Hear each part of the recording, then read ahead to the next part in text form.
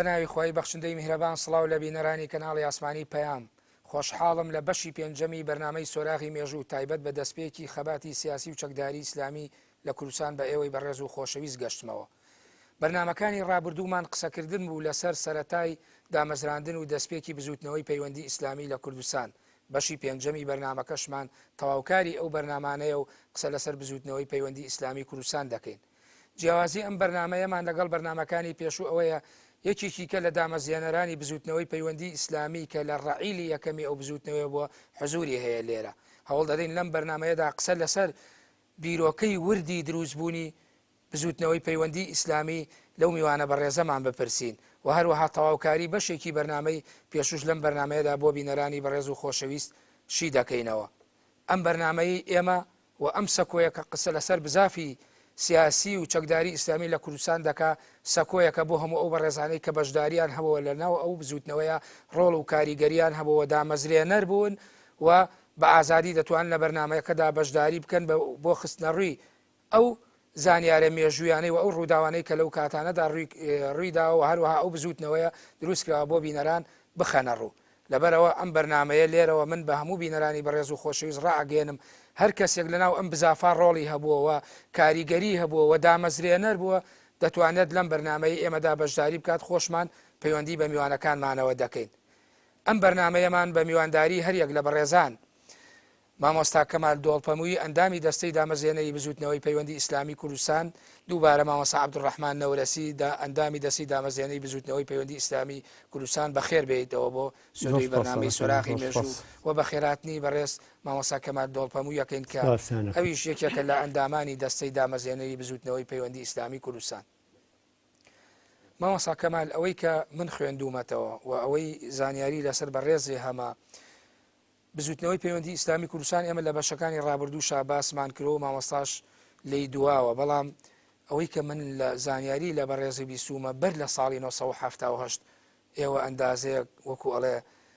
ورەورێک وە سەربەیەکاکردنێک وە بیرۆکەتان هەبووە بۆ ئەوەی کە ئەم بزوتنەوەی دروستواتە زەمینەی پێش 1970 هەیە. ئەم زانیارە مێژوویە تا چەند ڕاستە؟ بسم الله الرحمن الرحیم. ئەوەی کە جەناب ئێستا فەرمووت و پرسیارت لێ کرد پێش بەیانی کە بڵاومان کردەوە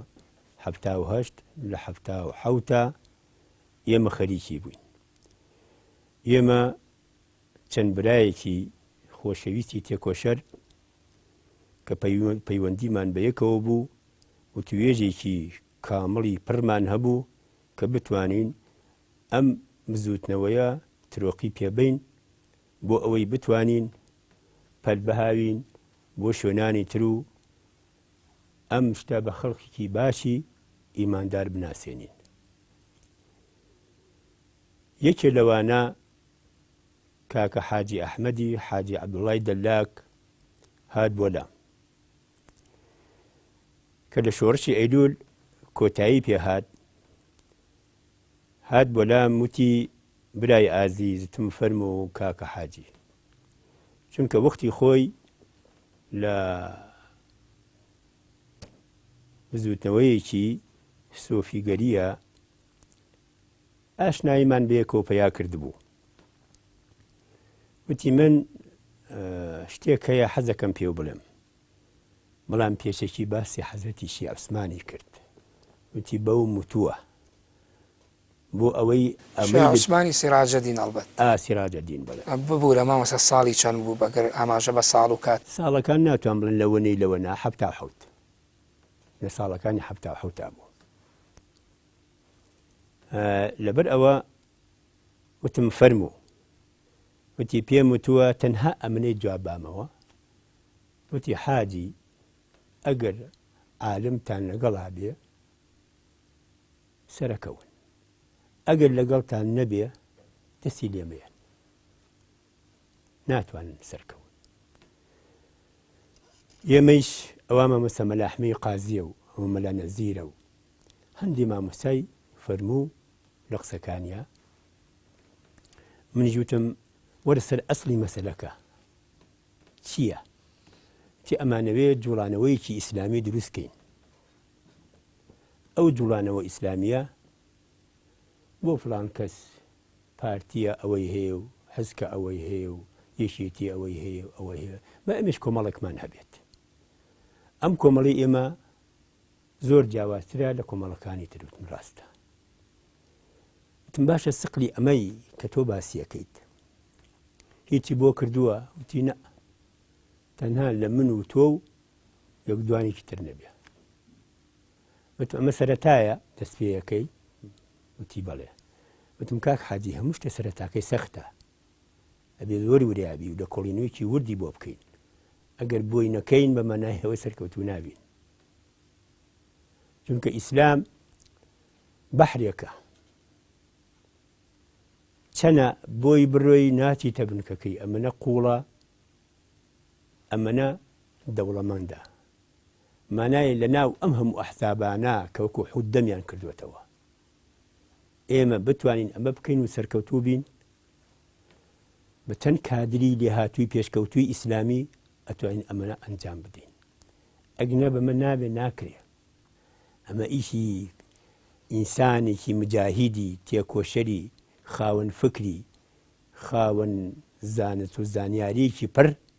کە لە هەمووی بوو بێتەوە ئەنجا دەستباتە دەستی ئەم ئیشە. چی ڕازەکەیت؟ تی ئاخر بۆ ئەم نیش بە تۆ متووە توژێکێکی لەوانە. بەڵێ چیتان کردوایە؟ دوای ئەوە ماوەیەک یەکتری من بەسەرە کردەوە. وتم حاجی کاکە حاجی گیان، ئەگەر ئەمەی تۆ ئەمە بێت بە من ناکرێ. وتی بۆ؟ کەسی ترتان لەگەڵایە؟ وتی بەڵێ. دە ئەو کەسەی کە لەگەڵتانە پیشان بە ئەنجا تەسەلای دەرونی میێت بە ئیشەکە. تی بەسەرچە. تی سبەینەوە ڕۆ سەعا یەک ئامادە بە یەک وەڕین بۆ ماڵێک ئەچینێ خزمەت یەکێک پیشان دێم ئەو سایتەوە کەیفی خۆت. من ڕازیم. بوو بە سەعا یەک کاکە حاجی یەکمان گرتەوە بە یەکەوە چوین کە چوین ماڵی کاک حەسەنی حەمەخالی بوو. لە ژێر مێوە کا دانیشت بوو تازە ترێش پێگەشت بوو. لە سلێمانی؟ لە سلێمانی بڵێ. هەڵسا بەدارێک کاک حەسەن هەندێ ترەی کردەوە و شتێ و داینا لە بەردەستماناو. وتی ئەمە کا حەسەنە؟ کەوتم بەڵێ پیشانە دێم. کاک حەسەن فڵان کەس کەمال ئەیەوێ یەکێک ببینێ کە باسی ئەم وەزعی بۆ بکە خەریکی ئەم جوڵانەوە ئیسلامین کە دروست بێت. کە حەسەن ئینسانێکی هەتا بڵێ زیرەک بوو، ئینسانێکی لێهاتوو بوو، پڕ بوو لەو مۆزوعە. چەند جملەیەکی مفیدی یامێ بە حاجی ئەحمەد گوت سەیرم کردوتم ئەمە حەرەکییە، ئەمە ئەتوانێ ئەم ڕۆڵا بەرەو پێی بن، ئەتوانێت دەوری ئەم ئیشە ببینێ، بتوانێت چەند کادرێکی لێهاتووی ئیسلامی دروست بکەین، بتوانین هەرس و کەوت بکەین لەگەڵ جەماوەری خۆمانە. دوایی کاک حەسەن هەندی قسەمان کرد و هەندی وتوێژمان کرد. وتم نەڕۆین کاک حاجی؟ وتی بە. ڕۆشتین. دوایی هاتمە بۆ لای کاک حەسەن. ڕۆژێ دوای ئەوە هاتمە وتم کاک حەسەن من ناشارمەوە لێت،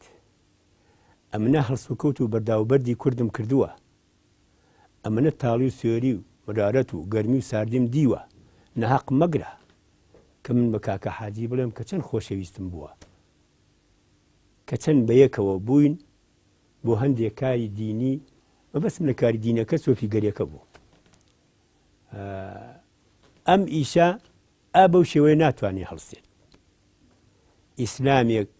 جەمالەدین ئەفغانیەوێ، شێخ محەممەد عەبدەیەوێت کە بتوانێت و ئیسلامە بکاتە ئەوەی کە پیشانی ئەو خەڵق و جەماوەرەی باد، ئەو خەڵق و جەماوەرە لە بارێکەوە بگۆڕێ بۆ بارێکی تر. چی ڕاستەکەیت؟ ئێستا دوو کەسی لوبنانیم لابوو کە هاتبوون کە حەسەنەتی کە باسی ئەم ئیشەمان نەکرد. و برادێک 4,000 بۆ هێناوین 4,000 دیناری سویسری سویسری بەڵاو تا سویسری بوو بۆی هێناوین کە بۆ ئیش و کاری ئەم کارە هەڵی سوڕێنن والحاصل شتەکەمان ڕۆی هێنامان پەیوەندی بەشەوە بکەین بەشەوە نەکەین لەو کارانە وتم کاک حەسەن کێیتە کە زۆر ئەتوانێ ئەم ئیشە هەڵسوڕێنێت با پەل بەهاوین بۆ منتیق و ناوچەکانی سلێمانی وایە بتوانین ئەو شتا پەخشکەین و بگەینین بەو خەڵقە چاکانە ئەو بۆ ئەو بۆ ئەو بۆ ئەو ئەم شتە بڵاوکەینەوە چی ڕاستەکەی تیم خەوەلی بڕۆ چی ئەەکەی بیکە منیش وتم شتێگە نووسم بە هەر کەسێک کە چوین بۆ لای ئەو شتەی پێشکەشەکەین منیش ئەمەم نووسیوە بۆ ئەوەی وەکو تاریخێک بمێنێ وەکو مێژوویەک کە چەند ئێمە لیاقەتی چاکمان تیا بۆ ئەو مەبەستەمان بۆ ئەو جوڵانەوە ئیسلامیە بۆ ئەوەی تێبگەن کە ئێمە ئەوە بیرەکەمانە ئەو کاتە نووسیوتە کۆنەیە ئێستا تازە یعنی من نووسینی ساڵی 1970 بەڵێ چۆن ئەو کاتێک کە سەرەتاکەتان بەڵێ دەبی خوێنیتەوە بۆی بچمە لای مامۆستاش بسم الله الرحمن الرحیم تر ساڵ بەل لە ئەمڕۆ لە تشرینی یەکەمی 1970 وەکو پێویستیەکی مێژووی و خواستێکی ڕەوای گەلەکەمان بزوتنەوەی پەیوەندی ئیسلامی کورد لە باشووری کوردستان سەری هەڵدا بە تیورێکی ڕاستەقینەی ئیسلامی و شۆڕژگەرانە هاتە ناو مەیدانی خەباتی سیاسی کوردستان و سەنگەرێکی نوێی لە جیهاد و تێکۆشان بۆ گەلی موسڵمانی کورد کردەوە بۆ ئەوەی ڕۆڵەکانی گەل بە بیر و باوەڕی پاکی ڕەسەنی بێگەردی ئیسلامی شۆڕژگەرانە کە بیر و باوەڕی ڕەسەنی گەلی کووردە پەروەردە بکەین و لەو شۆر لە شۆڕشێکی ڕاستەقینەی ئیسلامی و ئازادی خوازدا یەکیان بخەین و لە پێناو ڕزگارکردنی خاکی کوردستانی ئیسلامی و وەدەستێنانی مافە زەوتکراوەکانی گەلی کورد کە وەک سەرجەم گەلانی دیکەی جیهان بە مافەڕەوەکانی خۆی بگات چونکە لەو کاتەوەی مێژوو گەردوونی ناسیوە لەو ساتەوەی پێڵی ماندووی کورد چای بە گزنگی خۆری ئازادی هەڵهێناوە گوڵی هیوای نەتەوەیەک چەکەرەی کرد نەتەوەیەک بە ڕۆخ و هەناوی مێژوودا ڕۆچووە بەڵێ ڕۆچووە تاک و سەردەڵ تا مێژووی مرۆڤایەتی بە شانازێوە تۆماری کرد کە نەتەوەی کوردی موسڵمان چەندین سەدە پێش زاین لە پاکترین و بێگەرترین خاکی خۆشەویستی پل لە پیت و بەرەکەتی خواوەند ئەم گەلە هەژارە خوێن و هەناوی لەگەڵ گەردی خاکەیدا ئاوێتە بوون بەڵێ مامەستا ببوورە من یعنی مەبەستێکمەوە بوو بۆ بینەران ئەم نووسینە بێگومان ئێستا نووسیوتە بەڵام تۆ باسی ئەو کاتە ئەەکەی وانە ئەوەی من لی تێگەشم کە ئەو نووسینە بێت کە تۆ ئەو کاتە چوویتەتە ماڵی کا حەسەنی حەمەغالی و بەیەکەوە قسەتان کرد و ئەو دەقەت بۆ نووسی و تێکستت بۆ نووسی و توتە با ئەمە بنووسین بۆ ئیشکردن قوربان بەکە حەسەنم گوتم نووسینەگە نووسم دوایی خۆت متابعی بکە خۆت جوان سێری کە ئەگەر بەدڵن نەبوو ئەوە قەیناکە ئەگەر بەدڵیشتا ئەو نووسینە نەماوە ئەو نووسینەوە بزانام لە مجلەکانە وەختی خۆی بڵاومان کردوێتەوە ئاڵای ئیسلام ئاڵای ئیسلام کە خۆم سەرنووسری بەڵێ من دێمەوە لە مامەسا بۆی دوای بزان پەیوەندی بە کێوە کرا بەس ئەمە هێشتا تۆ لە ناو ساڵی 1970 لە 1970 مامەسا نەورەسی لە بەشی چوارەمی بەرنامەکەمانە هاتینە سەرەوەی قسەمان لەوە کرد بزوتنەوەی زانایانی ئیسلامی تێکۆشەر بزاتە لە ئێوە دروستکرد لەگەڵ کۆمەڵە زانای دیارە ناوەکانی تێنا لە بەرنامەکانی پێشوەهی ئەو کەسانی کە بەشداریان کردووە ئەو کاتە دیار بووتی من ئیشوکار و ئەوەم ڕاگر لەگەڵ پەیوەندیە لەبەرەوەی هەستی بە مەترسیە کردبوو کە چاودێریەکتان لەسەر بێ هیچ مابوو لەسەر بزوتنەوەی زانایانی ئیسلامی تێکۆشەر باسی بکەیت یا تەواوکەری بەرنامەکەی پێشوو بێت وەڵا ئەوەی کە ئەمەوێت لێرا بیڵێن بەڵێ بزوتناکە دروست بوو و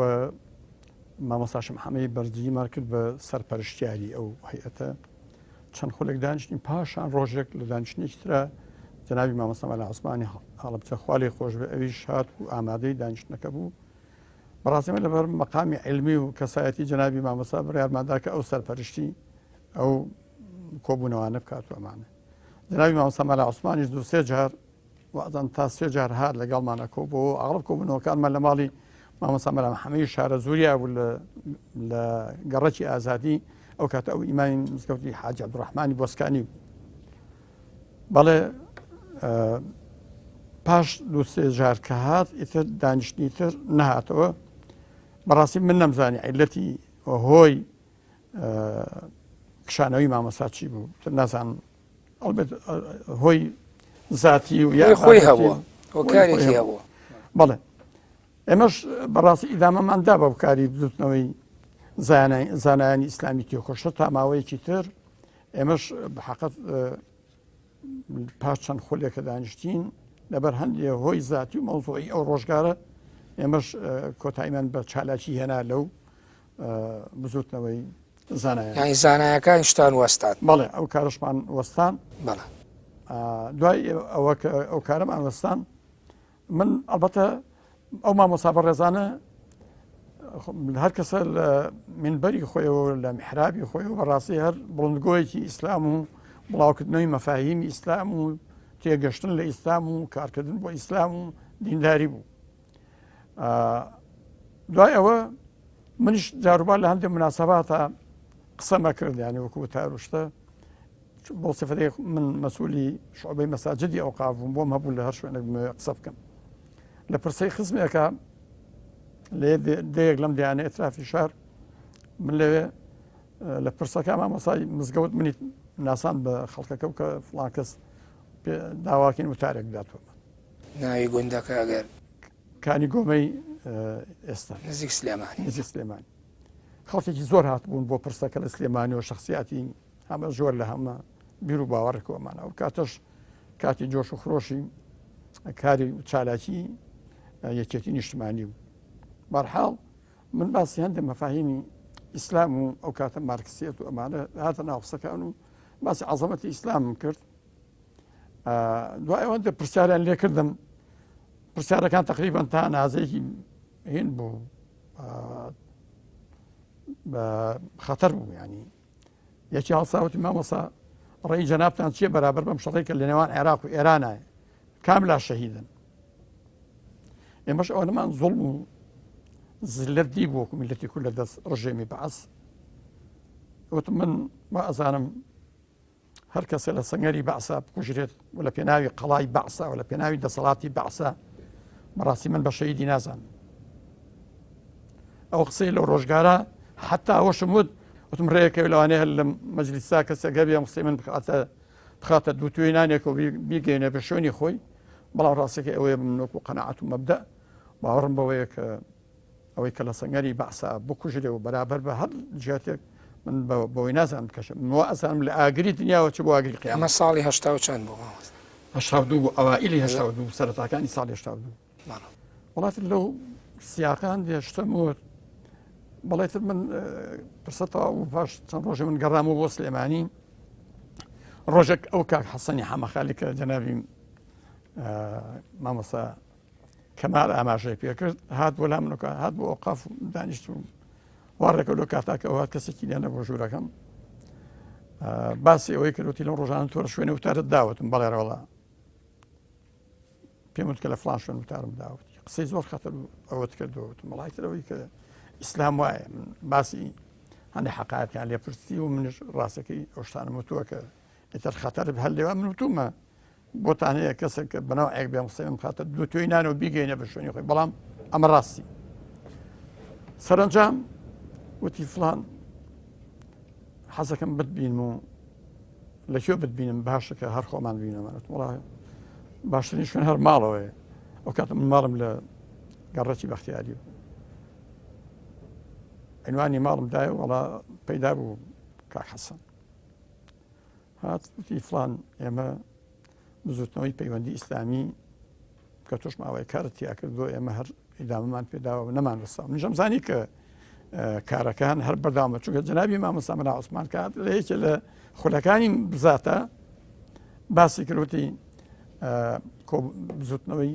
پەیوەندی ئیسلامیش هەیە و ئەمانە بازی هێنی کرد باسی کردومانەکانەوە هۆزانی کە ئێمە من ئاگام لێ نیێ من ئاگام لێ بوو لە ئەوەی کە هەیە بەرحاڵ باسی ئەوەی کرد ئایا تعاڕوزی ئێمە لەگەڵ ئەو کاتێککە لە بزاتە لەگەڵ بزوتنەوەی پەیوەندی ئیسلامیە تاکیدی ئەوە کراکە ئێمە ما ئەم کارکردن بۆ خوا لە شێوەیە ڕێکخراوێکە زۆر تەبیعیە چکە ئێمە لەژێر باری زلەتین هەر کەسێک کۆبێتەوە کۆمەڵی دروستکە بۆەوەی کە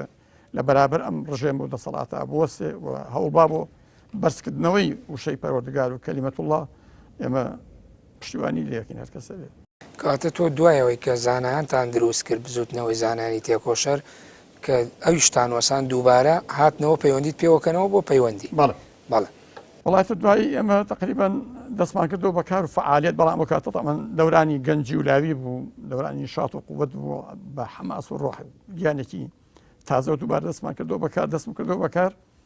هەروەکو مامۆستا کەمال ئیشارەتی پێکرد کاکە بزوتنەوەی کاری ئیسلامی ئەبێ کۆمەڵی زانای عالم لە فقی ئیسلامیە لە سەدری کارا بێت و لە ڕاستی کارا بێ ئەمە هەوڵ بین کە پەیوەندی بکەین بە هەندێک مامۆستا باسی مامۆستا مەلا عەلی بیارم کردوتی ئەو هەر تێدایە بەڵام بە ئەمەی وتووە من ئامادەم کە هەموو هاوکارێکی ئێوە بکەم بەڵام لە حاشیەوە نەک لە مەتناناوم ببرێت و بڵاو بێتەوە کە من لەو کارم بەڵام هەر کارێ بە من بکرێ یەکەم بەڵام حەز ناکەم ناوم ببێت لە ئەسلی کار وە چەند مامۆستایەکی باس کردومان وڵا بەڕاستیت منش کە کەوتینەوە کار بە حکمی ئیشەکەم و من لە مەساجدی ئەوقافی سلێمانیا و زانایانی ئیسلامی هەموو هاتن مراجعیانە کرد و بەشێکی زۆریان ئەو ڕۆژگارش تەعین بوون هەموو مامۆستا نەما بووە ئەو ڕۆژگارە کە مۆزەفی ئەوقاف نەبێت بەحەقەت من لە کاتی ئیشا ئەمویست وەکو چۆن ناڵێ عەرە بەڵێ تەمحیس جاکردنەوەی کێ گیانی مقاومەت و ئیسلامیەتی تیاوی ئامادەیە بۆ کاری ئیسلامی من لەو کاتە چەند کەسێک دەست نیشان کرد یەکێ لەوانە مەلا ئەحمەدی خانەقا بوو مامۆستا مەلا ئەحمەدی خانەقا یان هێشتا پەیوەندی نەکردووە نەکردنەوەڵە لەگەڵ بەڵام سقەیەکی مطلقی بە من بوو زۆر نێزیک بوو لە منەوە چوم هەندێک یارمەتیم دابوو لە ئیش و کاری کاروباری تەعینی ئەو کاتە هەستێک کرد کە من جۆرێک لە محەبەتم هەیە بۆ ئێوەمانە هات لەگەڵ کاک مامۆستا کەمال و کاک حەسەنە عەسرێک چوین بۆ ماڵیانەوەمانە وڵاتم من مسارەحەم کرد وتم کاکە تۆ وتارەکان ئەو شتانەیە کە ئێمە ئەمانەوێ باسی ئیسلامەکەی مەبانی ئیسلام فکری ئیسلامی عەقیدەی ئیسلام ئستراتیژیەتی ئیسلام دژایەتی زۆڵم عەدالەتی و کۆمەڵایەتی ئێمەش هەر هەدەفی کارەکەمان ئەوەیە بەڵام پێم خۆشە تۆ کارەکەت منەظەمترکەی لە چوارچوەی ڕێکخراوەیە کابێ پێم خۆشە بێتە ڕیزی بزوتنەوەی پەیوەندی ئیسلامی کوردستانەوە وەڵا بێ چەند و چوون فەورەن قبوڵی کردومانێ پەڵەندیار بۆمانیشی ئەناسی پێشووتر وەڵا هەر لەوێ ئێمە قاعدەیەکمانە بوو لە بەیعەت وەرگرتنە قورئانێکی پیرۆز هەردا ئەنرانەک بە سوێن خواردن لەسەری بەڵام لە حوزوری قورئانە و لە حوزوری مەلایکەی پەروەردگار و ئەڕواحی سدیقین و شوهەدا و صالحین و پێغەمبەران ئەم پەیماننامەیە ئەدرا بە بزوتنەوەی پەیوەندی ئیسلامی کە سەربازێک لە کاری بزوتنەوەی پەیوەندی ئیسلامیە چالاک بێ و فعال بێ فعلەن ئەو بیعەتەکەی وەرگرت و ئەمەش هەر ساڵی 1982 بەڵێ مامۆستا ناوی کاکەمالێ یەناکە ئێستا لێرە حزوری هەیە ئەو کاتێک کە ئێوە چوون و پەیوەندیتان بە مامۆستا مەلا ئەحمەدی خانەقاوە کردووە لە ساڵی 1982 و شێوازی بەیعەتدانی کە جەنابە باسی کرد ئێوە من لە بەرنامەکانی پێشووتر ئەوەشی زانیم زۆربەی ئەو خەڵکانێکی کە بەشداریان کردووە ئەندازەیەک شێوازی کاری ڕێخستن و شتەکەوا بووە یەکیان نەناسیوە یعنی هیچ سەری خۆی ناسیوە و خواری نەزانیوە پەیوەندی لەگەڵ کیایە و ڕایەڵەکان جیاوازوە بەهۆی ئەو پاساوی ئەو مەترسی کە لەناو شاری سلێمانە لە حیزبی بەعەز بوو تۆ ئەم کاکەمالت چۆن ناسی سەرەتا یعنی ئایەوە ناسینێکی پێشوەختەتان نەبوو یاخود کاروان و یا کاری ڕێخستنی بزوتنەوەی پەیوەندی بە یەکتری ناسان ئێمە لەگەڵ کاکەمالە بە اعتیباری ئەوەی کە ئەوان خەڵکی منطقەی بڵێن گەڕێکی گۆژە و سابوونکەران بوون و ئێمەش هەر تقریبان هەر لە دوور شتا بووین هەر یەکترمان ناسی و دووبارە لە شۆڕش ئێلولی شا پێکەوە بووین بۆ معنایە کە ئەو لە شۆڕشا بوو من لە قۆناغێک و لە قۆڵێک و منش لە قۆڵێکی ترەوە کات بەڵێ ئێوە کاتە یەکتان ناسی بەڵام من شتێکی تکە باسی گۆیژە و سابوونکەرانت کرد هەستەکەم ئەوانەی کە ئەم بزوتنەوەتان دروست کردووە گۆیژە سابوونکەران پیرمان سوور مەڵکەندی بەختیاری ینی هەستەکەم نخبەیەکی شار ینی دیارە بەم حرەکەتەوە ینی چۆن ێسەکەت بۆ تۆ باسی دامەزانی یەکێتی نیشتیمانی کوردستانەکەی لە شۆڕشی نوێ مانگی شەشی ساڵی 1976 باسی ئەوە کرێت کە نخبەیەکی ڕۆشنبیر و خوێنەوار هەستانەم حرەکەتیان دروست کرد لە ئێوە شاکەتە ئێسا ئاماژەی پێ نەکراوە لە هەمووتانە هەستەکەم نخبەیەکی ناو شار ینی خەڵکێکی شاری ئەم حرەکەیەتان بنیادنا بەڵام من ناوبڕێوەرەگەم دوای ناوبڕەکە وەڵام بەرەوە بینەرانی بەڕێز و خۆشەویست ناوبڕێکی کوروەردەگرین و دەگەڕێنەوە لاتە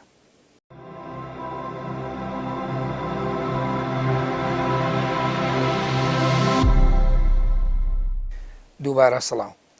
مامۆستا بەر لە ناوبڕەکە پرسیاری ئەوەم کرد دروستکردنی ئەم حرەکەتە چۆنەڵی جۆرێک لە فۆرمێکی شاری پێوە دیارە بە پێوەی کە ئێوە هەموو ئەوانەی کە مؤسسەکان ناوێنە هێن لە گەڕەکەکان کۆنەکانی ناو شاری سلێمانیا بوون و ئەگە بچینەوە سیاقە تاریخیەکەشی ئەو کاتانە ناومێدیەکە بوو نسکۆی شۆڕشی ئەیلول ڕوویا بوو ئەندازەیەک یعنی نزیکە لە کۆمەڵی خەڵکی خوێنەوار و ڕووناکبیر و نخبەوە ینی ڕای تۆ چییە لەسەر ئەوایە تۆ کۆچی لەگەڵ ئەوواکە ئەم حرەکەیە کە دروستکە ڕاستە لە دەرەوەی شاری خەڵکیەوە بەڵام نەواتی حرەکە لەلایەن کۆمەڵک شاریەوە بنیادنرا بەڵێ بێگومانەوەی کە سەرەتا دەستیان کرد بە کارەکە هەموو لە شاری سلێمانیا بووین سلێمانی منتەلەقی بزوتنەوەکە بوو نقطەی ئەنتیلاقی بزوتنەوەی پەیوەندی ئیسلامی لە کوردستانە لە سلێمانیەوە سەری هەڵدا وەلو گەڕکانی کە جەناب باسی کرد یەکەمان تقریبا لە گۆشەی شارە دانیشتین بەڵام کە ئەیبەستین بە یەکەوە یەک هەدەفی و یەک ئامانج و یەک ڕێگایی بەڵێ من کاکەمال دێمەوە لای بەڕێزێ ئەوەی کە مامۆستا ئاماژەی پێکرد سلماندی ئەوەی کە حرەکەیەک بووە لە شارا بووە بەڵام ئەوەی کە ئەزانم تۆ هەچەند پێم بڕید لەویا یاخود چوومە لای مامۆستا کە باسی ئەوەت کرد کە ئێوە سەرەتا لەگەڵ کاک حەسەن چیتان کرد بەر لەوە بڕۆمە لای ئەوە تۆ لە یاداشتەکانی شارە نووسیەوە زانام ساڵی 1970 باسەکەیت لە هەشتا لە هەولێرەوە مامۆستا عەبدولقادری برایەتی و مامۆستا سەلمان هاتوونەتە سلێمانی و ئێوە بینیوتان ئەوە چۆن بۆ کەم حرەکەیە لە شارەوە دروست بوو دیارە نوێنەری شوێنی تریش پێی زانیون و هاتووە پەیوەندی کردووە بەڵێ کەوەکو مامۆستای بەڕێز مامۆستا نەورەسی فەرمووی ئێمە هەر لە ناو شارە ئەو کوڕە گەنجە تێکۆشەر موسڵمانانە پەیوەندیوان پێوە کردووە و ئەم وەزعەمان پەرە پیاوە ئەنجا وەکو عەرزم کردی هەنگاومان نابووە شارەکانی تر هەتا بۆ هەولێر لە هەولێر ئەمە لە سەلمانە ماتۆڕێکی پێبوو ڕۆژێ چوومە ماڵەکەی لە هەولێر وتی ئای بەخۆی بێ چۆن وێراوت بێ وتم وێران چییە کاک من هاتووم وتم لای برایەک بووم ساڵی چەند بوو هەشتاکانە بوو هەشتاکان و یعنی هەفتا و هەشتوانە تێپەڕی بوو بڵێ پێشەوە چوون بۆ ماڵی شێخ موسەفای زین و مستەشار بوو خوشکەزایەکی لە جامیعە بوو ئەو پێیوت بوو توی یەکێکەیە کە دیعایەکی زۆر بە شیدەتی جوڵانەوەیکی ئیسلامی هەیە ئەو حەزەکەم بۆ بینێت ئەیش بە نوعێکە وتی منش حەزەکەم بیبینم خوشکەزاکەی هات بۆ لام بۆ سلێمانی وتی ئەمێ میوانداریکی شێخ موسەفا بکەین شێخ موسەفا مستەشار بوو جەنابی مامۆستا نەورەسی ئەزایی ناسێت چوون بۆ لای بە کاک حەسەنم گوتم شتێکی وا هەیە چوونی منمان و نەمانە ئەم کابرای مستەشارە ببوورە ئەگەر قەتعی نەکەم ئەمە لەو سەرەتاوی کە ئیتر تۆ چوونە ماڵی کاک حەسەن و ئەمەی تێگر لە ماڵی کاک حەسەن تا هاتوچۆکەمان گەرم بوو لێرەوە ئەمە چالاکیە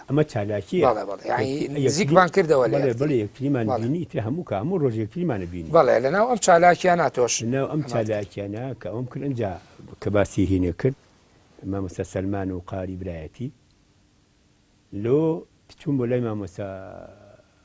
بۆ شێخ موسەفای زین و کە چوون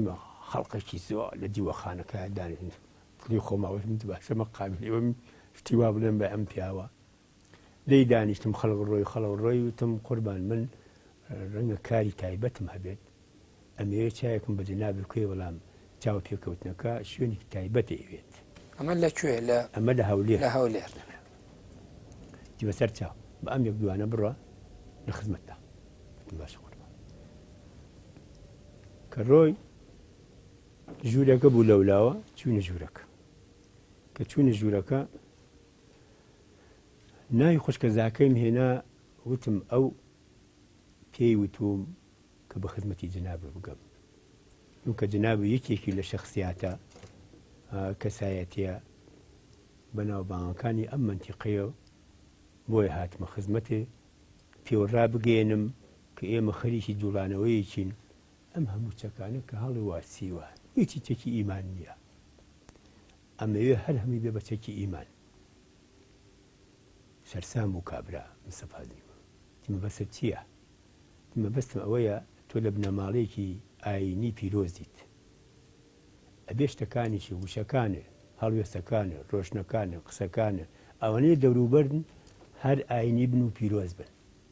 بۆیە من ئەمە پێڵم جایتەوە کەیفی خۆتە من کە من بۆ هێناویت شتێکی چاکم بۆ هێناویت ئەگەر بەنەوەیەکی شمەگەیت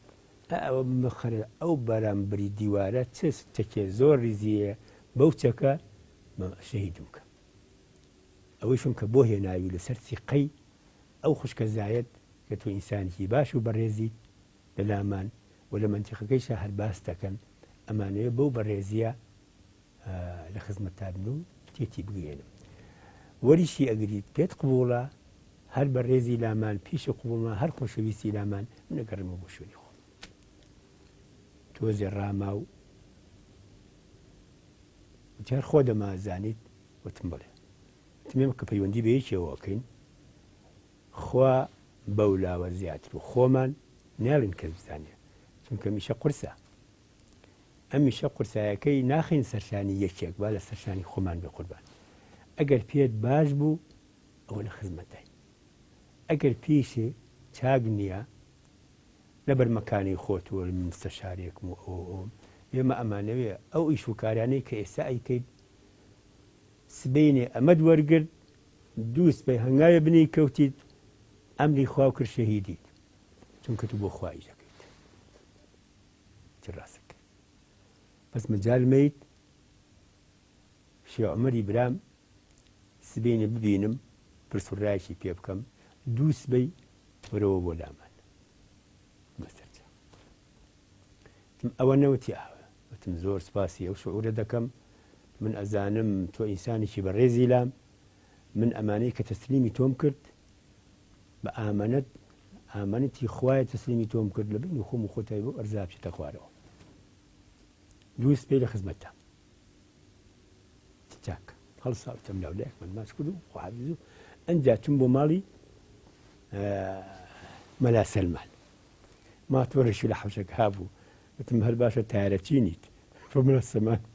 وتم ماتۆڕێت وتی پۆسەچی وتی ئەم پۆسەچیم یاخوا بەخێر بیت و ئەوە زۆری وتی دوو سبەی گەین بۆ ماڵیەوە ماڵی کێ ماڵی من نازانێتی ماڵی کا حەسەن وتم باشە وتی من و قاری برایەتین بۆ من بەس کێ پێی وتبووت مامۆستا ینی پێشتر پەیوەندی پێوە کراوە خەبەری بیست بوو هەبانەتە خەبەری بیست بوو نازانی لە ڕێکیەوە پیان وترا بوو ماڵە هاتووە ماڵی کا حەسەن نا بەر ئەو کە بە تۆی وت یعنی کێ ئەم خەبەرەی گەیانە بۆ هەولێر لە پێشەوە زانیاریمان هەبوو بە یەکتری بەڵێ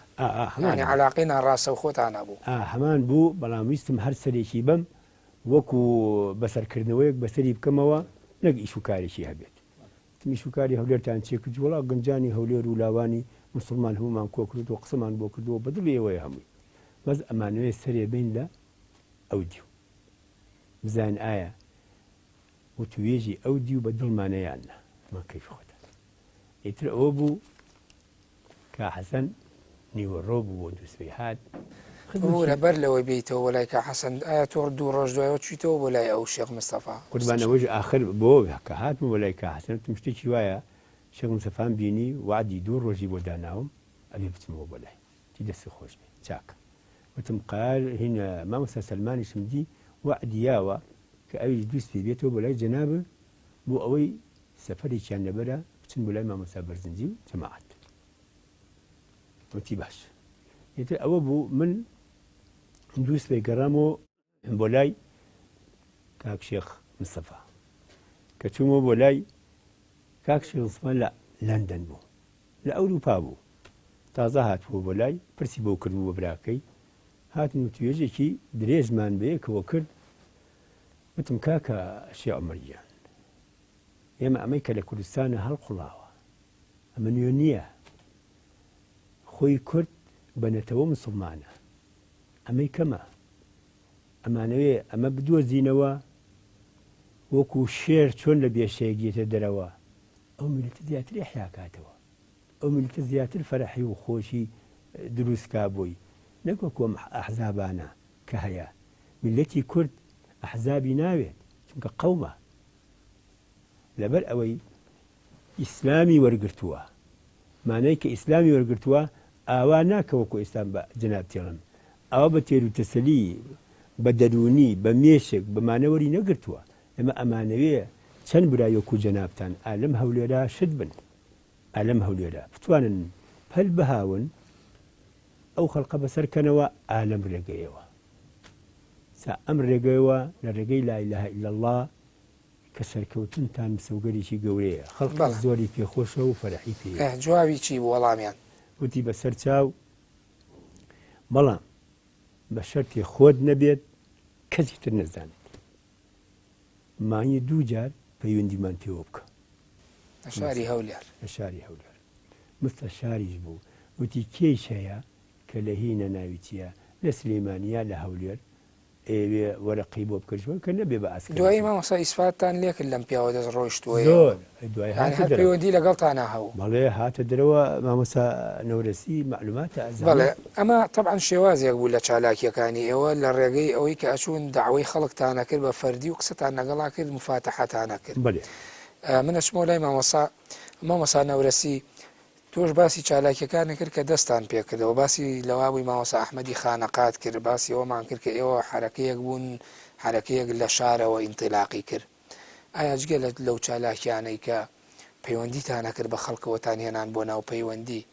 هەڵبەت ئێوە دیارە پەیوەندتان بە هەموو چین و توێژێکەوەکردن هەر مامۆستای ئاینی نەبووەنیان چی بوو جۆری چالاکیەکانی ترتان چی بۆ کاتانە لە سلێمانیە بەڵێ دوایەوە مامۆستا مەلا ئەحمەدی خانەقا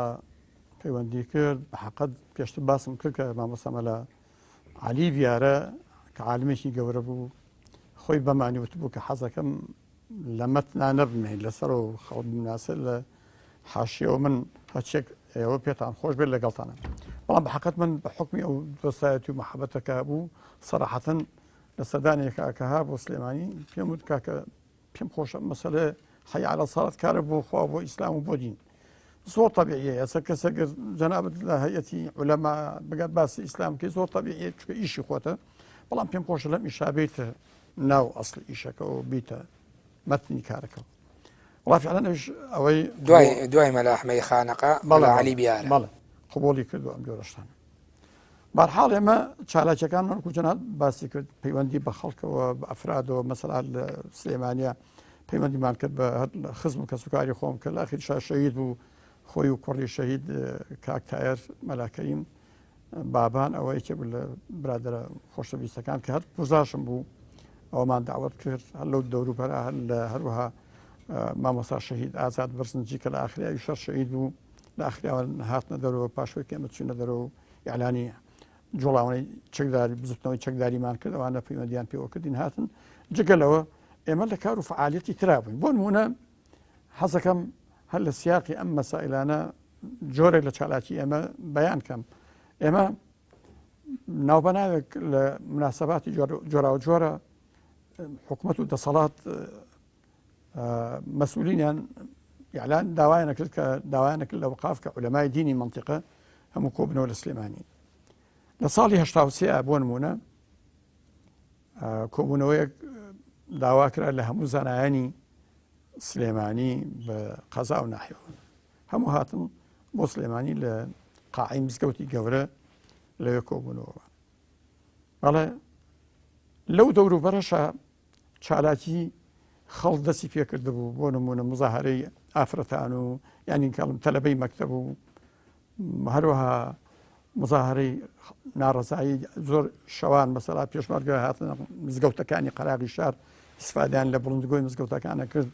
شعاریان دەدا دژی حکومەت و دژی ئەوانە والحاصل حاڵەتێکی ئەوە دروست بوو حاڵەتێکی خۆپیشاندانی خەڵک جا لەو جاینانە لەو مناسبەتانە کە مەلایانیان بۆ کۆ کردو ئەو بوو حکومت حاڵەتێکی ترسی بۆ پەیدا بوو لەولا شەڕێکی گەورەی قورس دەسە یەخە بوو لەگەڵ ئێرانە لەولاشەوە ناڕزایی میلەتی کورد کە لە شۆڕشا بوو دووارە ناڕزایی لە ناو شارەکانە هەڵقوڵێت ئەناسێ حکومت ترسێکی زۆر گەورەی لێ نیشت لەبەرەوە پەیوەندیە کرد بە هەموو طبقاتی خەڵکەوە ئاگام لێبوو لەو ڕۆژگارە چی طبقەی محامین و خەڵکی قانونی و ئەمانیان باان کرد بۆ منەظەمە قسەیان بۆکردن و هەروەها طبقەی توجار و کەسە بۆ ئەمانە لە هەموو توێژەکان خەڵکیان کۆکە ڕۆژی داوایان کرد لە وقاف لە ئێمەش کە مامۆستایانی سلەیمانی قەزا و ناحیە بچن بۆ منەظەمە بەڕاستی ئێمە پێمان خۆش نەبوو کە مەلایەن بە هەیەتی عولەمایی بچنە ناو منەظەمەوە پێش نیازمان کرد ئەو کاتە لە ڕێم دیری وقافەوە کە شێخ تایر بوو کە داوا بکە لە منەظەمە کە ئەم دانیشتە لە محافز کە ئەم دانیشتی مامۆستایانە هەر لە مزگەوتی گەوراوێ فعلا لە مزگەوتی گەورە ئەنجام بوورە ماوەسا لێرە ڕاتەگرم هەچە من ماوەی بەرنامەکەم کەوی ماوە بەڵام ئەوە پرسم لە سینی قسەکاندا ئایا ئەو کاتی و پێشنیارانەی ئەو کاتانەی ئەوکو ئۆقاف ئەتان کرد سیاست و تەوجیهاتەکانی پەیوەندیتان تێکەڵە کرد کە خواستی ئەوە چۆنە تۆ بێت بخێتە سیاقی ئیداریەوە ئەوە ویست پێتان بڵێن عەرز دیکەم کە ئەوە بۆ نمونە ئێمە کە من لە کارەکە بووم لە ئەوقاف بۆمزانی کە کۆبوونەوەیکی واکرێت و لەما ئەبێت بێن و دیارە مەسەلەکە ئەو وەزعەیە کە ئێستا لە کوردستانە ناڕزایی خەڵک پەیدا بۆ دژی سوڵتە و دەسەڵاتی ئەو کاتە دژی باس ئێمە لەو کاتە من پەیوەندیم کرد بە هەر مامۆستا عالی پیارە و مامۆستا شێخ محەممەدی بەرزنجی و لەگەڵ مامۆستا شێخ عوسمانی مەردۆخیە چەند ئەویش لە کارە نەبوو و چالاکی چکۆ عەرزم کردی و دوور کەوتبووە لەگەڵنا پێشووتر وتم کاکە بانی دانیشتێکی ئاوایە دیارە بۆ ئەم بارودۆخەیە کە ئێستا لێرە ڕوویداوە پێم باشە ئێمە بەناوی عولەمای خۆمانە و زانایانەی کە لەگەڵ ئێمان و هاوبیرن لەگەڵمانە کارێ بکەین کە ئێمە بتوانین قسەی خۆمانی تیا بکەین لەو کۆبوونەوە قسەی کە قسەی ئێمەش قسەی هەموو خەڵکە بەڵێ ترەوە بوو ئێمە لە عربەت دانیشتین لە ماڵی مامۆستا شەید مامۆستا مەلا عەلی بیارە ئەو شتانی مەطالیبانی کە بوو پێشکەش کرێ بە دەسەڵات لەو کاتە لە سیغی وتارێکە باسمان کرد مقدمێ باسی ئەو وەزعانەی کە لە کوردستانە بۆ ڕۆژە بەڵێ و دووبارە ئەو مەطالیبانەی کە داوایەکەین لە حکومەت فعلەن کە هاتین ئەو ڕۆژە کە کۆبوونەوەکە بوو بەعزێ مامۆستایانی دەرباری هەچەندە پێم خۆش نییە ئەم وشەیە بکەن خۆ دەزانین لە هەموو ڕۆژگارێکە و عاز سەڵاتین هەن ئەوانە مکەلەف کرابوون پێیان وتراوە کە پێش قسەم پێش ئەوان ئەوەی کە ئەوان قسە بکەن مەسئولی منەظەمە قسەی کرد و مەسئولی یەن قسەی کرد منەظەمە قسەی کرد پێشنیارەکەیەوە قبول کرا لە مزگەوتی گەورە بێ بەڵێ قبوڵیان کرد کە بێنە ئێوێ مەسئولی منەظەمە و محافز و مدیری ئەمن وەقائید فەیلق ئەو کاتە لێرە فەیلقی دەبوو بەڵێ هاتن لە کاتی دیاریکراوە لە ڕۆژی دیاری کراوە بەڵێ ئەوان قسەی خۆیان کرد دیار بوو لە سیاقی قسەکان ئایان و بە خەڵکی بڵێن کە ئەم مزاهراتی کە خەڵک دەستی پێکردووە لە کوردستانە ئەمە ئیعازە لە حافظە سەد و خومەینیەوە داواکەن کە خەڵک لێرە وەزعی بەرپابێ حکوومەتی بەعس حکوومەتی وەتەنی ئەوان ئەیانوت تووڕە بێت وەکو چۆن ئەو حافظە سەد شاری حەمای کاول کرد بۆ شاردنەوەی ئەو تاوانە تاریخی ئەوان لێرەش کارێ بکرد سلێمانی کاول کرد بۆی کەوە جەریمەکەی ئەوان بشارێتەوە ڕجا ئەکەین لە ئێوە لە عولەمای دین کە خەڵکی تێگەیەنن کە ئەمە موامەرەیە و نەکەن داخڵی ئەم وتارتان هەبوو ڕۆژ عەرزکەمەوەی بەرنامەکەم تاوە ئاماژەی پێ بکەی بۆی بەرنامەکەم بۆسێنم وتارمان هەبوو وتارێکی زۆر بە فکری سێ چوارێکمان نووسی بوومانەوە دێباجەیەکی جوان مقدمێ و دوایی مەطالیب داواکاری لە خوێندیەوە جا عەرزەکەمەوە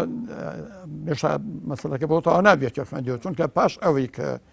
کۆبوونەوەکە تەواو بوو داوایان کرد لە من کە بروسکەی بنووسم بەناوی عولەمای دینەوە بۆ قیادەی حیزب و سەورە کە ئێمە لەگەڵتانین وتم بە مدیریەوە ڕەفتێکی بەمنەوە نیە من مەلانی وەکو مەلا ئەو هەموو مەلا دانیشتوونەوەوارێکە و قسانەکەن بۆ باسی حافظە سەد و خومەینیەکەن قسەکانی ئەوان ئەڵێنەوە بە ئەوان بینوسن آخرم ئەمری محافظە و مەسئولی منەظەمە ئەبێت تۆ بینوسی وڵای کاکە پیان بڵێ وڵای هەر پەنجەم قرتێن یەک کەلیمە نانووسم مەطالیبی خۆیان چکە ڕەفتی بە منەوە نییە دوای لاخرە هەر خۆیان نووسیان و وتارە لە شەوی وتارێکە بەیانەکەی بەرقەی تەئیدەکەیان خوێندە بۆ قیادەی حیزب و سەورە بەڵام دوای ئەوە کە کۆتایی پێهات ئەو مامۆستایانان ڕۆژن مەسئولین لێچلو مامۆسایانە هەڵسایە سەر پێ مامۆسا مەلا عەزیزی گەورێ خوا لێ خۆش بێ تەمەنی هەبوو ئەو کاتە لە شەستەکان بەرەوژور و وتی مەلاینە زۆر عیبە بۆ ئێمە سبەی دووست بە ئەمبرین هەموو ئەو پەڕیکاممان کە زۆر بەناوەیەکە لەوانێ 15 ساڵی تر لە ژێر خاکبین سبێنێ لە حزوری خوا و پێغەمبەری ئیسلامە چی بڵین ئێمە لە ڕۆژگارێکە ژیان هەڵگەری فکری ئیسلام و دینی ئەو بووین ئایا لێمان قبوڵەکرێ ئێمە هەروە بە ئاسانی ئەمانە قسەی خۆیان بکەن و ئێمە کەلیمەیەکمان نەبێ و هەڵوێستێکمان نەبێ لە بیرمە مامۆسایکی تر هەر مێزەرەکەی گرت و دای بە عەرزە مامۆسا مەلا ڕەشی وەڵە سمتیان پێوێسە لە عەربەتەوە ئازانم وتی زۆر عیبە ئێمە ئەڵێن ئێران و ئێران شیعە و نازانم چی مەلای ئەوێ بەدەستی خاڵی و بە مێزەرەوە ئەچنە ژێر دەبابی شا و ئاخری نظامی شایان قڵب کردەوە نەیانێشت نابێ ئێمەژمە هەڵوێستێکمان هەبێ دیار بوو لەم سیاقە قسەکرا مامۆستا شێخ عوسمانی مەردۆخی تر ئەوش لە حاشیەوەی ئیشێکە دەوکاتە داوامان لێ کرد کە داوا بکات لە مدیری ئەوقاف بڵێ ئەم دانیشتنی کە ئێستا کە ڕوویدا لەگەڵ سوڵتا ئەوە دانیشتنێکی تەزویر بوو ئێمە مانوێت دانیشتنێکی حەقیقی خۆمان قسەی خۆمان و میلەتەکەمان بگەین بە سوڵتە و بەدەسەڵات بەڵێتر لەوا بوو مدیری ئەوقاف چووە سەرەوە کە بە ئاگاداری محافظ کات پاشەوەی کە چووە سەرەوە هاتە خوارەوەتی محافظ ئەڵێ باشە مامۆسایانە کە مەطالبێکیان هەیە بە بیان بە تۆ بیهێنیت بۆ گوای تەقدیمی محافزێکی دوای لاخرە مامۆستا شێخ عوسمانی کاکە ئێمە شتی وا ناکەین شت بینە دەست جەنابەت بیبەی بۆ محافظ لێ ئەی دەڕێ و ئەی خاتە سەر لێ موهەمەلاتەوە تەنەکەی خۆڵەوە الحاصل ئەبێ جەنابی محافظ و مەسئولین بێنەوە بۆ ئێرە ئەگەر نێنەوە بۆ ئێرە ئێمە هیچ قسەیەکمان نییە دوایی چوو بەرە جا ئەو کاتە مۆبایلشتە نەبوو قادر مەبووە چوە سەر و هاتە خوارەوە وەڵا هاتەوەتی وەڵا محافظ ئەڵێ باشە با هەیئەتێ لەوان بێن دوای لاخرە وەڵا ئەوی شەڕەفز کراوەتمان بە هەیئەتێ بڕوا لەوێ بازە قاو و چکولێکی شیرینیانە دەنێ و کۆتایی پێ و قسەکان بە دوو قسە مەسەلەکە کۆتایی پێ ئەوان مام هاتوون دانیشتێکیان بە عولەمای دین کردو مزەوەر ئێمە ئەمانوێت دانیشتێکی ئەسڵ ئێوە ئەوەی خۆتانم پێ بڵێ خوێتانەوە چیان کردوایەوە شکام هیچ ماوەی نەماوە بەرنامە لەم تەواو بوو جا لە ئاخیرە کە هاتەوە مەبەستمەوەیە کە شتەکان هەروە ڕاگوزەر بەسەریان نەڕن حەساسە محافظ دوایی کە هاتەوەتی وەڵا پێی بڵێ بە محافظ باش ئێمە بەم شێوەیە دەین ئێستا چینەوە مزگەوتەکەمان لە بڵندگۆ داواکەین لە خەڵک بە نوێ شوێنەکانی پشتمان هەڵین کاکە ئەمڕۆ ڕۆژی تاقیکردنەوە گەر ئێوە ئیمانتان بەخوا و بە حەق و عەدالەت هەیە فەرموون ئێمە ئێستا چین بۆ لای محافظ و لە بە درێژایی ڕێگەش تووشی هەر مؤسساتێکی حکومەت بوون ئەیسوتین بۆ شێوەیە چین بۆ لای محافظ دەی کاکە بە جەنابی مدیر پێی بڵێ وەڵام مدیر چووە سەرەوە کە هاتەوە وتەوە ئێستا محافظ دێ جا ئەوەزاری گوای میوانی قەسرم لایە بەڵێ محافظ هاتەوە بەڵام هەر لەگەڵ هاتەوە بە حاڵەتێکی تۆزێ تەجەبور و ئەوانن چۆنەڵێ فوی کرد بۆ خۆی شێخ جافەر بەرزنجی بوو هەر لەسەر پشتی مێزەکەەوە دانیشت و حیمایەکانی تر هەر پەنجەرەکانی قاعەکەەوە لولێت فەیانەوە ڕەت کردن ناو هەیەتی مامۆستا یعنی حاڵەتێکی تۆقااندنیان حاصل لێ فەرز کرد بەسەر جەوی دانیشتنەکە بەڵێتە دوایەوە محافظ کە دانیشت جەنابی شێخ عوسمانی مەردۆخی چۆ بەردەمی فاسلی زۆر نەبوو لەگەڵ ئەوتی شەرم ناکەن ئێوە ناو بەناوێتی عولەمای مەملەکەتی خۆیانەکەنەوە لێرە باسە قسەی جەری دۆ ڕۆژنامەی سەورەمان بۆ خوێندنەوە باسی حافظ ئەسەد و باسی خومینیەکەن خومینی مەلایەکە ئەهلی عەمامەیە ئەگەر تەلەبێکی هەبێت لە ئەهلی عەمامە داواکە لە ئێمە ئەرە مەلاهینە تا ئێستا خومینی حافظ ئەسەد پەیوەندی پێوە کردوون وەڵا وتێک نەوەڵا کەس پەیوەندی ئێمەوە نەکردووە وتی لەبەرەوە قسەیەتانوێت خەڵکی پێ بخەڵەتێن ئێمە ئەزانین کە ئەم میلەتە ئێمە مەزڵومە ئێمە لەگەڵ جەماوەری خەڵکە ئەزانین کە خەڵک چ معاناتێکی هەیە بەدەست ئەم ڕژێمەی ئێمە بەڕاستی ئەمانوێت حەق قسەی خۆمانتان بە و قسەی میلەتەکەمان بەڕاستی بگەین بەوە وڵات لاخرە مامۆستا عەلی دیارە مکەلەف کرا هەڵسا ئەوەی کە ئێمە ئەمانویست وەکو بە بگیانمانە حکومەت بەڵێ ئەمە طبعا سیاسەتی پەیوەندی بوو لەوێ خوێنرایەوە بەڵێ مامۆستا کەمال من هەچەند ماوەی بەرنامەکەم کەمە ئەم باس و خواسانەش ڕامانە کێشێتە ناو باس و بابەتی تایبەتەوە تۆ تا ئەو شوێنە ڕۆشین باسی ئەوەت کرد کە ئەو کاتانەی تر ئێوە مامۆستا مەلا عەبدولقادری برایەتی مامۆستا مەلا سەلمان هاتنە ئێرە کە هاتنە ئێرە پەیامی پەیوەندیتان پێوتن بردیانەوە بۆ هەولێر ئیشەکانی ئێوە چالاکیەکانی ئێوە چی بوو جگەلەوە مامۆستا ئێمە ئەمە با نەقرتێنین چونکە من ئەو نووسینەی کە نووسیم کرد ناملکێکی بچکۆلە و بڵاومان کردو بە خەڵکەکە بۆ ئەوەی ئێمە تەنها کە هاتوین ئیسلامێکی سیاسی شۆڕژێڕین نەهاتون هەر باسی حجرە و ئەملا ئەولان باسی ئەم جەماوەڕێکن چۆن داچۆ چۆن ئەمزاڵ زۆر باشە منیش بێگومان هەر بۆ خۆی خەڵکی ئەو کاتە مامۆسا ئاینی و حجرەکان ئەمەیان بە بەرپرسیەتی خۆیان نەزانی بۆ ئەوانیش دەستیانە حەزەکەی ئەگەر زۆر نییە بیخوێنەرەوە با من کۆتایی بە بەرنامەکە بێنم لە بەشەکانی داهاتوە تەواوی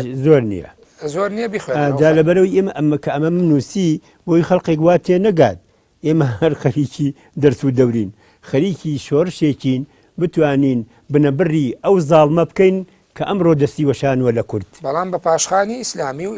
تەبان بە نیزان بە باینێکی بە فکرێکی ئیسلامی فەرموو بەڵام داگیرکەران و دەستدرێژکارانی مێژوو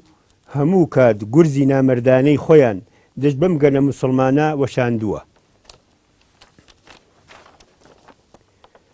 زۆر وشەی نامۆ و دیاردەی دزێ و ناحەزی شەڕ و تاوانمان نەدەناسی کە ئێستا دەیان ناسین و بەسەرماندا سەپانیان نەتەوەکەمان بە هەزاران دێڕی خوێناوی کتێبی شۆرشەکەی ڕازاندوتەوە و دەبێ چارەنووسی نادیاری چل و ئەوەندە ملیۆن مرۆڤی مافخورا و ئەمە حاڵی بێت بەم چوارینە شێعرا کوردیە بەژمەینەت ئاگاداری کوردێنمەوە ئەمە شعرێکم نووسی کە ئەمڕۆ ئەم ڕزروفە سەختە کە چی لە کورد کراوە کوردیش خەریکی چییە لەگەڵ خۆیە ئەمە بۆ ئەو قۆناغی بۆ قۆناغی ئەو کاتێک کە نووسی ئەمە سۆزی قەڵەمەکەی تۆیە بەڵێ لێ زۆر برینی دەستە و یەخە خوێنی کوردی پێوە دیار بوو پڕ بە پڕی سەخت و ئێشی ڕۆژانیشی ناهەموار بوو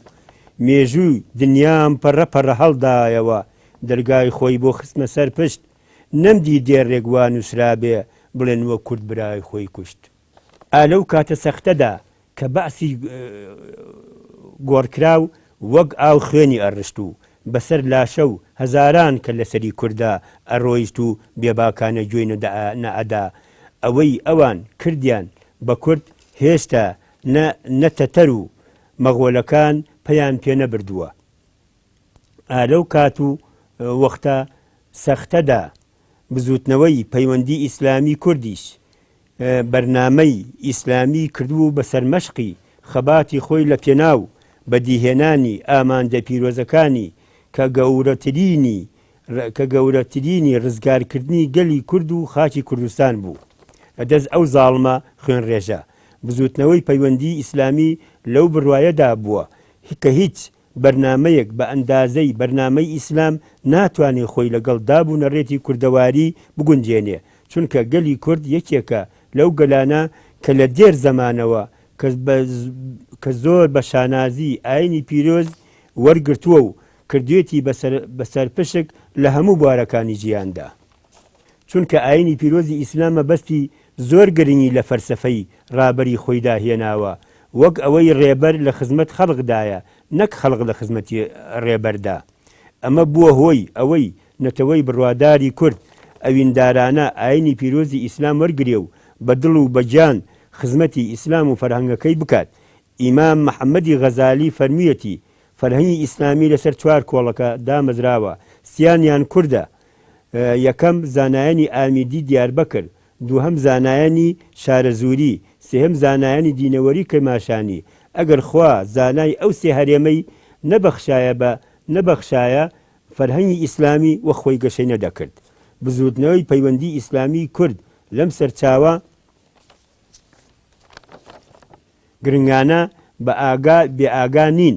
مێژوونووسی بەناوبانگ فەڕەنسی ئارلۆن تۆینبی دەڵێت گرنگترین بەشداری مێژوونووسی کەلەپوری هەر نەتەوەیەکدا ئەوەیە کە وێنەی داهێنانەکانی خوای گەورەمان پێشکەش دەکات بۆیە بزوتنەوەی پەیوەندی ئیسلامی کورد بەو باوەڕەوە پیرۆزەوە یەکەمین هەنگاوی خۆی لە خەباتە هەڵهێنا و لە یەکەمین ڕۆژانی دامەزراندنیدا ژمارەیەک لە لاوانی مسلمانی کورد لە دەوری کۆکردەوە و بوون بە مجاهیدی ڕێگەی حەق و ئازادی لە پێناو بەدیهێنانی ئامانجە پیرۆزەکانی پەیوەندی ئیسلامی لە ڕۆژانی خۆگری و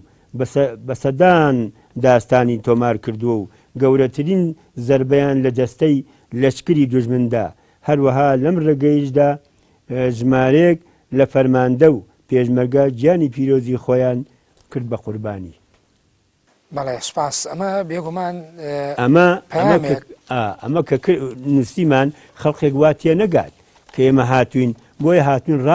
ڕاپەڕینێکی ئیسلامی لەسەر وشەی لا ئیلاهە ئیلا الله ئیلا ئەو ئەتوانێ ئەو باوەڕە پیرۆزە ئەتوانێ کە ئەو زاڵمە لە بنبێنی و بنەبڕیکە. بەڵێ زۆر سپاس بۆ کاک کەمال دۆڵپەمووی ئەندامی دەستەی دامەزێنەی بزوتنەوەی پەیوەندی ئیسلامی کوردستان. سپاس بۆ مامۆستا عەبدوڕەحمان نەورەسی ئەندامی دەستەی دامەزێنەی بزوتنەوەی پەیوەندی ئیسلامی کوردستان. ئینشاڵڵا لە بەرنامەکانی داهاتوودا ئەم باس و خواسانە دەکەین بێگومان ئەم باسە مێژویانەش کۆمەڵە باس و بابەتی چڕ و پڕ و درێژ لە خۆی ئەگرێ بەڵام لەوانەیە لە ڕێی میدیایەکی بینراوە نەتوانێت وەکو پێویست حەقی خۆی بدرێ ببوورن ئەگەر زۆر جار پێم بڕی بەدیان خۆت بە کەبوو کورتی شتەکان وترابێ ئەمە لە چوارچێەوەی مەشروعی نووسینەوە ئەمانە ئەتوانێت حەقی خۆی پێ بدرێت. ئینشاڵڵا بۆ بەرنامەکانی تریش بەردەوامە بێت. بەڵێ بینەرانی بەڕێز و خۆشەویست بەم شەوەیاتمە کۆتایی بەشی پێنجەمی بەرنامەی سۆراغی مێژوو تایبەت بە دەستپێکی خەباتی سیاسی ئیسلامی و چەکداری لە کوردستان بە تایبەتی بزوتنەوەی پەیوەندی ئیسلامی کوردستان. تا بەرنامەیەکی تر بەخۆی گەورە و میرەباندان دەست پێرم خواتان لەگەڵ کاتێکی خۆش بۆ هەموو.